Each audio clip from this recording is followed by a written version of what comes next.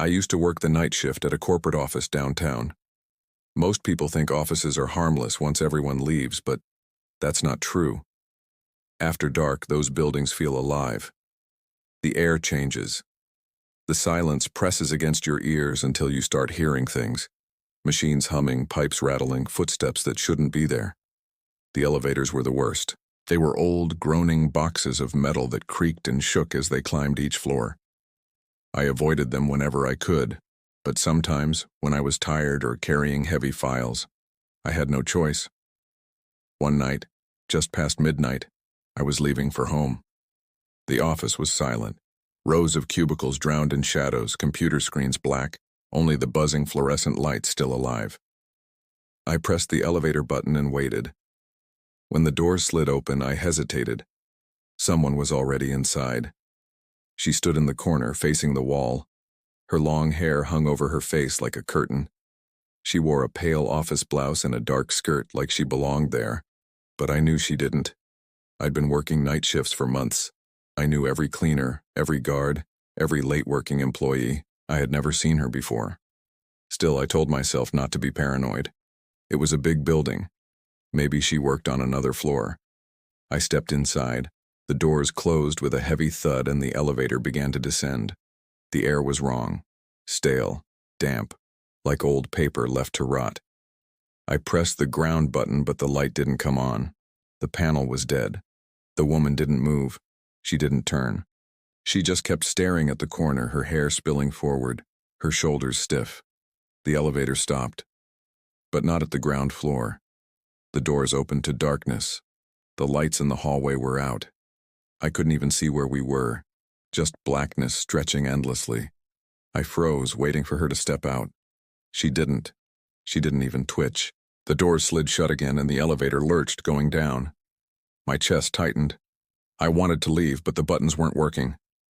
The panel glowed faintly, flickering, but none of the numbers lit up.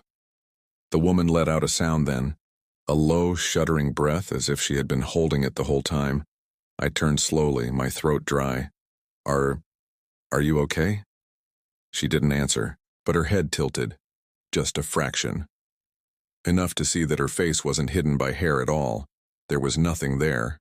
No eyes, no mouth, no nose, just smooth, pale skin. I stumbled back against the wall, my pulse hammering in my ears. The elevator jolted and shook violently, the lights flickering on and off. I shut my eyes, praying it would stop. When the shaking ended, the doors opened again. This time I saw something. The hallway stretched ahead, but it wasn't part of my building. The walls were peeling, stained with watermarks. The carpet was rotten, dark with mold. The air smelled of mildew and something sour, like old blood. Somewhere down that hallway I heard footsteps. Slow, deliberate, getting closer. The woman moved for the first time. Her head snapped toward me. I slammed my hand against the close door button, hitting it again and again. The doors dragged shut slower than ever, as if resisting me. Just before they sealed, I saw a figure walking down the hallway. Tall, thin. Its head tilted at an unnatural angle, jerking as it walked. The doors closed. The elevator dropped. I don't remember much after that. My knees buckled and I sank to the floor, my hands clutching my head.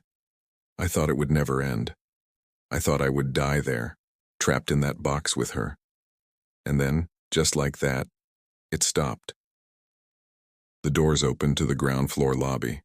Bright lights, familiar tiles. The night guard sitting at his desk, looking up at me in confusion. The elevator was empty. The woman was gone. I staggered out, barely able to breathe. The guard asked if I was okay. I didn't answer. I just left the building and never looked back. The next day I tried to convince myself it was exhaustion, stress, maybe a dream. But when I came back to work, one of my coworkers caught me staring at the elevator. "You heard about her, right?" he asked casually. I frowned. "Heard about who?" "The woman," he said, lowering his voice. "Years ago, one of the employees here got trapped in the elevator during a power outage. She panicked, tried to climb out through the top, but when the power came back, the car moved and—" He made a cutting motion with his hand. She didn't make it. He shrugged. Some say she still rides it, stuck between floors, looking for a way out. I never used that elevator again. I took the stairs no matter how many flights I had to climb. But sometimes, late at night, when the office is quiet, I still hear the sound of the elevator doors sliding open behind me. And once, only once, I looked back. It was empty, but the panel glowed faintly, and the button for my floor was already pressed. I've worked in hotels for most of my adult life. Some people think it's boring, folding towels, cleaning rooms, dealing with cranky travelers. But when you spend enough nights in these places, you learn something. Hotels remember people. The walls, the carpets, the beds, they hold on to things. And some guests, they never really leave.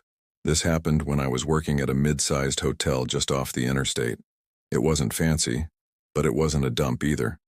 Business travelers, families on road trips, truckers who just needed a bed for the night. The usual crowd, except for one man.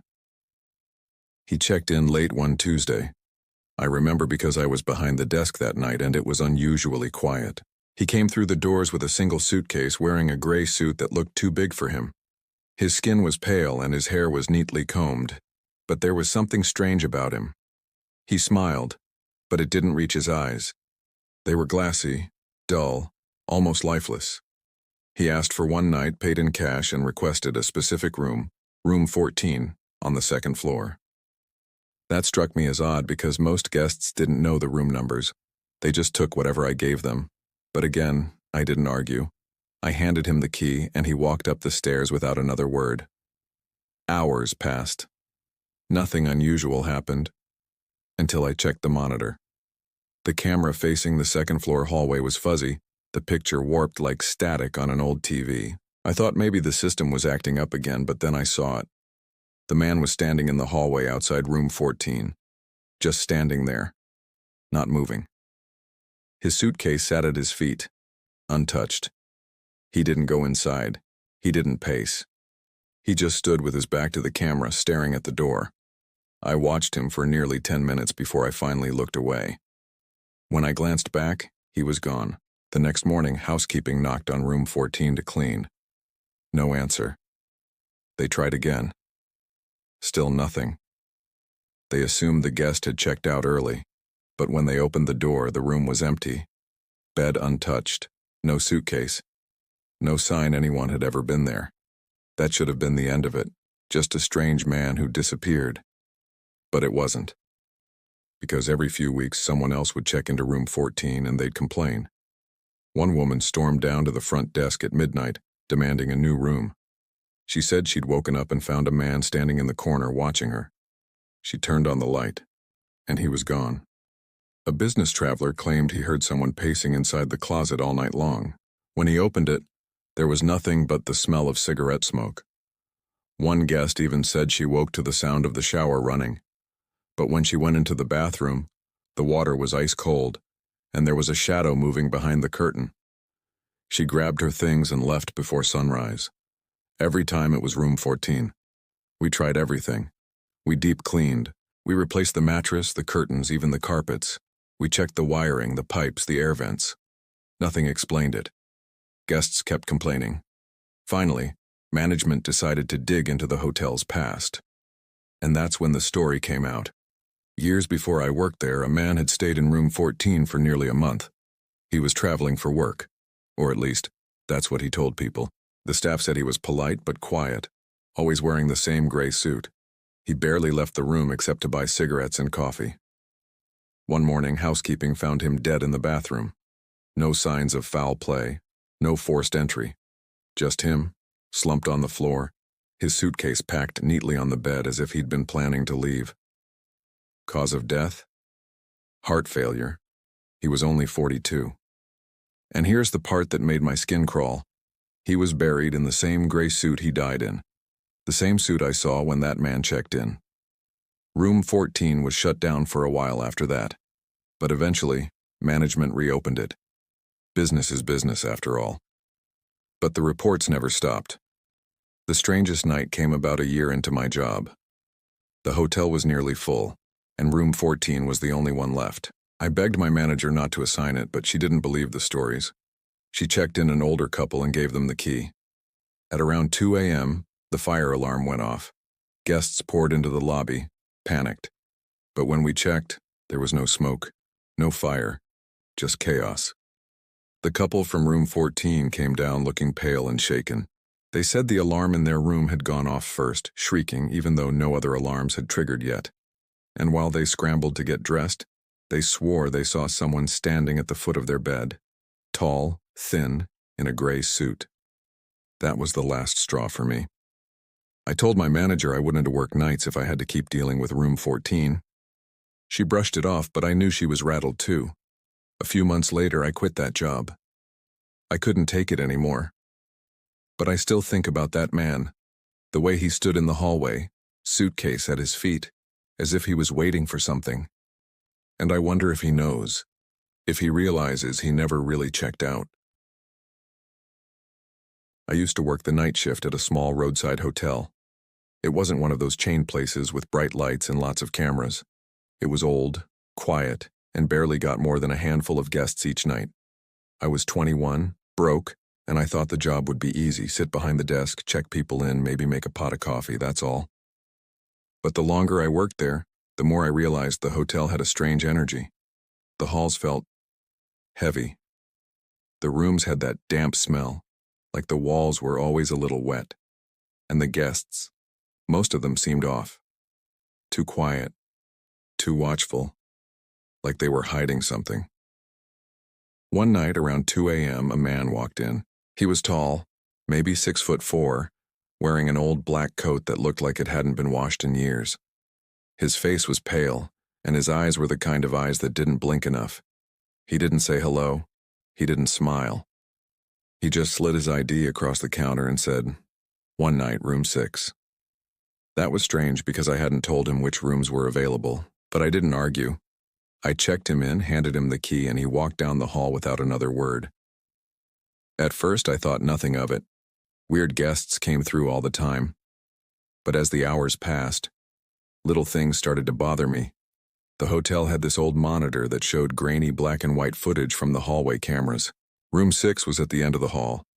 Every time I looked, I saw him, standing just outside his door, not moving, not pacing, just standing there, staring straight into the camera. I tried to shake it off. Maybe he was drunk. Maybe he was sleepwalking. But when I glanced back a few minutes later, he was gone. Then, knock, knock, knock, I jumped. The sound came from inside the lobby. I looked around, but no one was there. The front doors were locked, the chairs empty. Then I noticed it wasn't the lobby doors. The knocking was coming from the storage closet behind me. I froze. No one ever went in there but the manager, and she'd left hours ago. The door was shut tight, but the knocks were steady, 3 at a time. I didn't open it. I just sat there gripping the counter, praying it would stop, and after what felt like forever, it did. Around 3:30, I checked the cameras again. The hallway by room 6 was empty. For a moment, I felt relief. Maybe he'd gone to sleep. Maybe the night would pass quietly after all. But then the phone rang. It was the line from room 6. I hesitated before picking it up. "Front desk," I whispered. Nothing. Just static. And then a voice. Low, breathless, almost like a growl.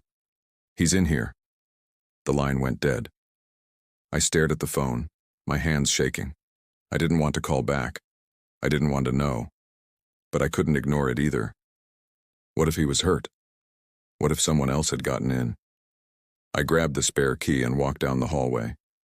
Each step felt heavier than the last. The air grew colder and it smelled like iron, sharp, metallic.